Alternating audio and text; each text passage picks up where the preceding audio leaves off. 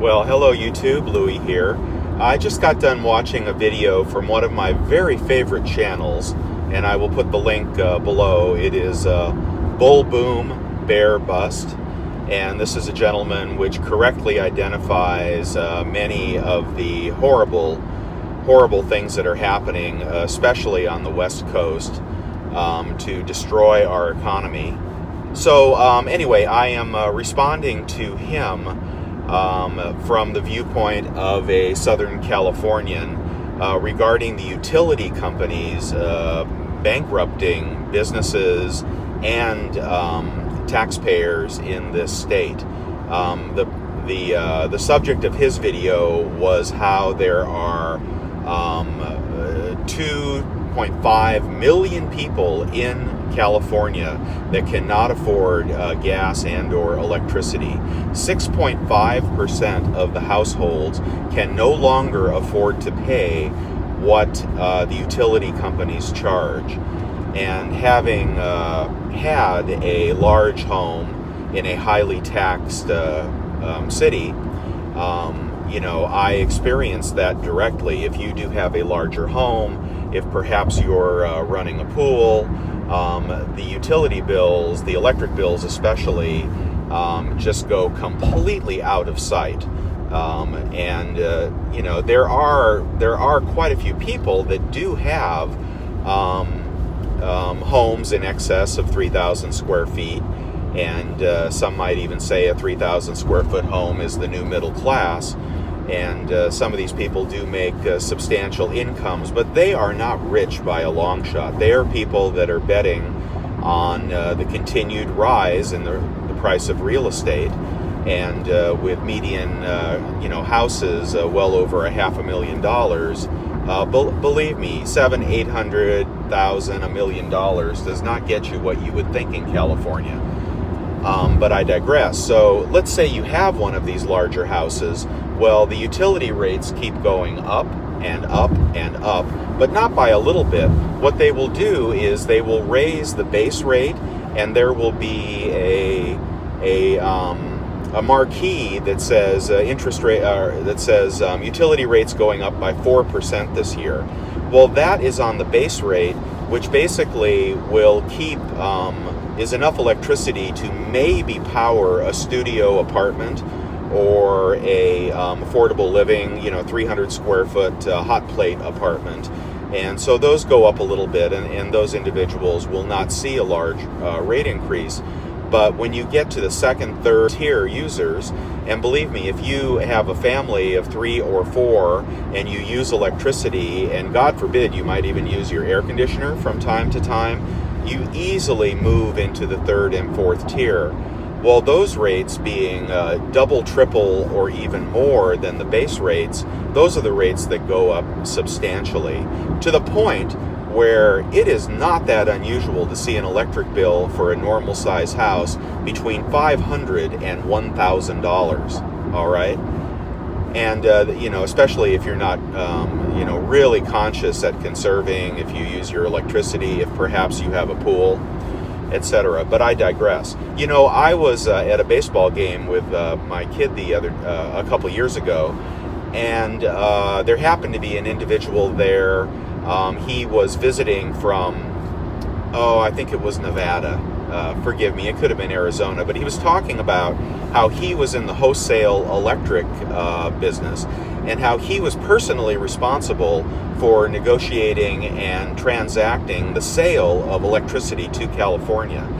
And these two individuals were talking. The one was talking about how expensive it is, and the other one was saying, I really don't understand why it is so expensive in California when we sell electricity to California at under 2 cents a kilowatt.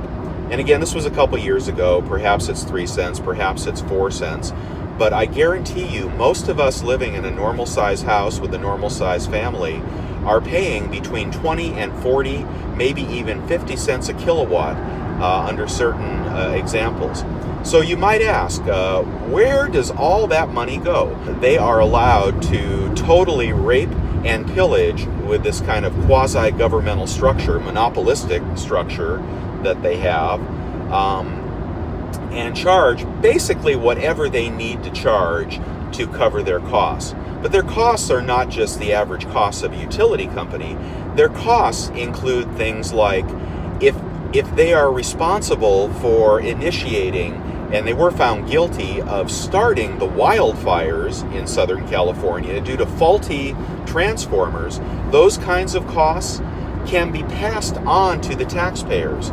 If they are responsible for being the major benefactor of a nuclear plant like San Onofre, which coincidentally was decommissioned right after the biggest power outage we ever had, and then was subsequently found to be leaking radioactive material, they can build that cost into the cost of electricity.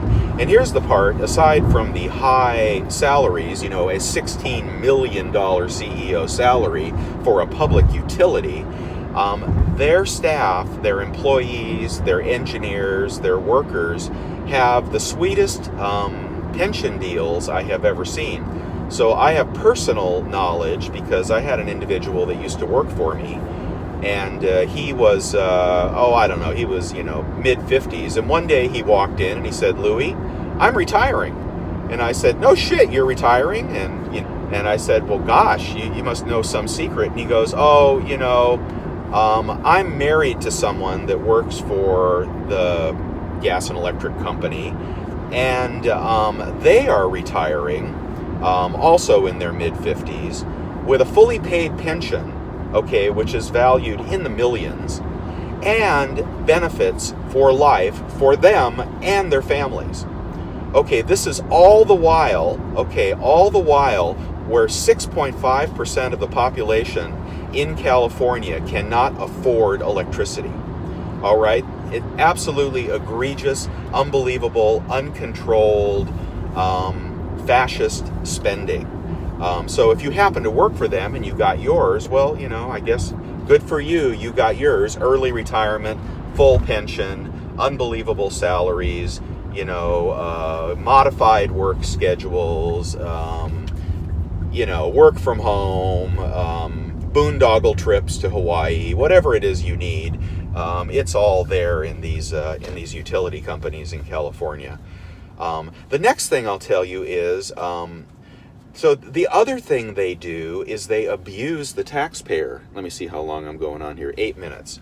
So I happen to have a piece of property in a rural mountain setting. It happens to be a piece of property that the building burned down during the wildfires, which were caused by the electric company, proven and found guilty. But this particular piece of property has no house on it at the time. I haven't been able to afford to build the cabin that I wanted to. But they send me a letter about a year ago, and they say, one of the reasons I keep the property is it has full septic on it, it has utilities, it has water directly to the site, and you can no longer develop raw parcels with county water. There's not enough water. So if you have a piece of property that doesn't have water, you can't really develop it unless you dig a well, and good luck with that. But anyway, I have this nice piece of property. Someday I'd like to build a little cabin on it. And they send me a letter and they say, due to not using your electricity in the property that I paid for, that they burned down, we are removing your transformer. They're removing the transformers because they failed to maintain them, which was the reason that the fires started, which was the reason the house burned down. And now, in order to deal with that, instead of keeping the transformers in tip-top shape for when I want to build my house, they are removing it. I said, whoa, I want to build a house on that. They said, great. Prove to us in the next month that you're going to build a house there with permits, etc. And, permits cost $2,000-$3,000. So you don't want to pull them before you're ready to. And we will put a hold on taking down your transformer. Well, I wasn't ready to build that house or pull the permits, so they have yanked out my transformer. Well, gee, gas and electric company, how much does it cost to put a transformer back into? They said, well, between $10,000 and $15,000. It's like, oh, thank you very much. And so that's the kind of thing. Sometimes I wish I was a lawyer, because I would definitely fight stuff like that. But I've lost my transformer on my property. And when I go to build that house, it will now cost $10,000 to $15,000 more, because they have removed a perfectly good transformer that they were not willing to service, even though they draw money for this service. So there you have it. That's all I have to say. I think California does need to go bankrupt, and I don't know if it'll happen soon, but you can't pay double, triple, quadruple price for everything, for housing, mortgage, taxes, insurance, utilities, maintenance, trades.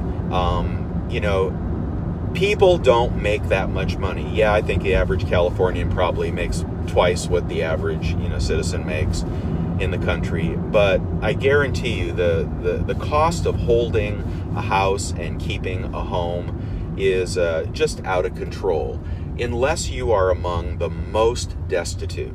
All right, once you have failed in every possible way, or you are disabled, you're on disability, you're on Social Security, disability, you're drawing your $900 a month and trying to live on it in some affordable living unit, which there are more and more every day, paid for by taxes, millionaire taxes, by the way, then they will subsidize your utilities, and they will charge those with greater resources, middle class, right, middle class and above, and industry, which will pass the cost back on in a regressive fashion to all taxpayers.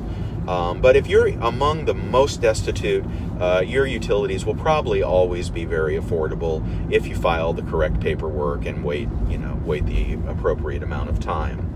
Everybody else, good luck to us. Talk to you later. Louie out.